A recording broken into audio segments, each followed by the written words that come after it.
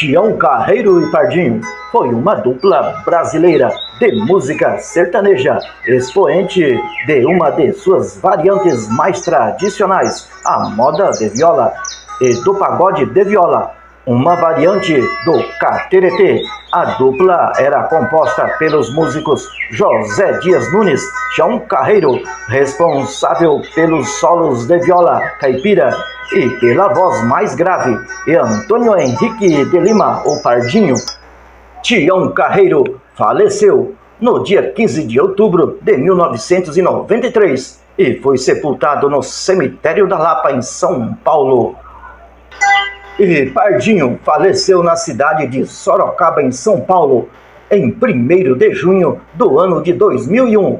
Porém, os dois nunca morreram, pois os legados que eles deixaram juntos permanecem vivos até os dias atuais.